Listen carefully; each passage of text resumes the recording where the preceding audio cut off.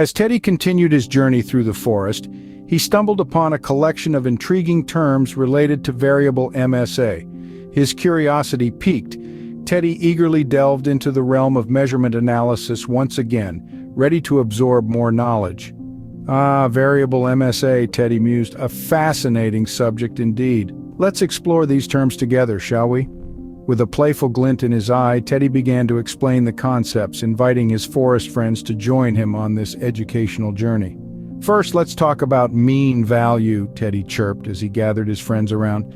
It's the sum of n numbers divided by n, and it gives us a measure of the central tendency within a data set. Next up, we have standard deviation, Teddy continued, gesturing animatedly.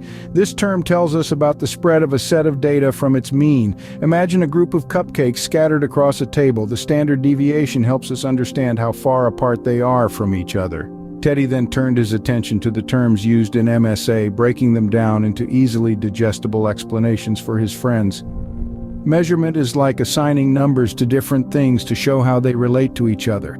It's like giving each cupcake a score based on its deliciousness. When we talk about a gauge, we're referring to any device used to get measurements. It could be as simple as a ruler or as complex as a high-tech sensor.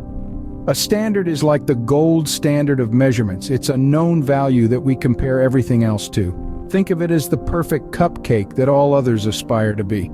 Reference value is another important term. It's like having a benchmark to measure against. If we know the reference value of a cupcake, we can tell how close or far our measurements are from perfection. And of course, there's the true value. It's like the holy grail of measurements, the actual real-life value that we can never know for sure, but we strive to get as close to as possible. With each explanation, Teddy's forest friends listened attentively, nodding along with understanding. They were amazed by Teddy's knowledge and his ability to make complex concepts seem so simple. But Teddy wasn't done yet. He had more to share. He went on to discuss MSA study types, distinguishing between replicable and non-replicable measurement systems. He explained the different types of MSA studies, including gauge capability, gauge R&R, destructive nested gauge R&R, and capability MSA, each tailored to specific measurement system characteristics. As Teddy wrapped up his lesson, he shared a general guideline for gauge resolution.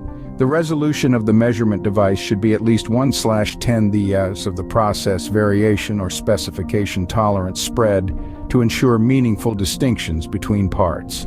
But wait, there's more, Teddy exclaimed, excitedly flipping through the pages of his notes.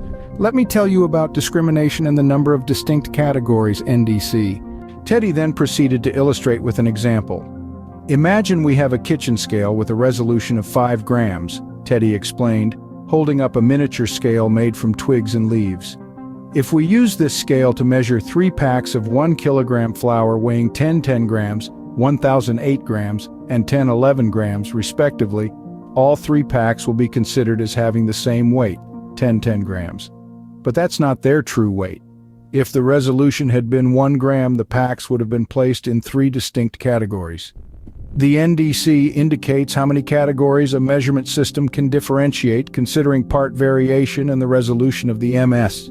Teddy continued, his excitement contagious. If NDC equals 1, the MS is useless. If NDC equals 2, the MS can only distinguish between 2 categories, such as small and big or good and bad. And if NDC equals 3, the MS can distinguish between small, medium, and big. With this newfound knowledge, Teddy's forest friends were even more impressed by their wise bear companion, and as they bid farewell to Teddy, they couldn't help but feel grateful for the little bear's wisdom and his knack for making learning so much fun. As Teddy continued his enlightening lesson on measurements, he paused to shed light on a crucial distinction: the difference between precision and accuracy.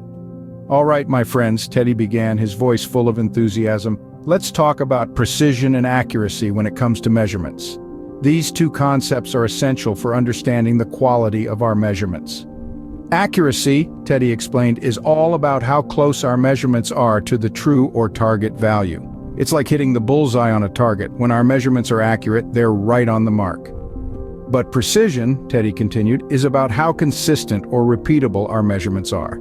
It's like hitting the same spot on the target multiple times, even if it's not exactly the bullseye. Precise measurements cluster together tightly, showing minimal variation. To illustrate his point, Teddy conjured up a vivid image for his friends. "Imagine we're throwing darts at a target," he said, gesturing animatedly. "If we consistently hit the center of the target, we're both accurate and precise. But if our darts are all over the place, some hitting the center and others scattered around it, we might be accurate but not precise. And if our darts consistently land in the same spot, but that spot is far from the center, we're precise but not accurate." With this analogy, Teddy's forest friends nodded in understanding, grasping the nuanced difference between precision and accuracy in measurements. "And remember," Teddy concluded with a grin, "both accuracy and precision are crucial for ensuring the reliability and quality of our measurements. By striving for both, we can achieve excellence in our endeavors." With each passing moment, Teddy's forest friends gained a deeper understanding of variable MSA thanks to his playful yet factual explanations. And as they ventured back into the forest, armed with newfound knowledge, they couldn't help but feel grateful for their curious little friend and his love for cupcakes and measurement uncertainty alike.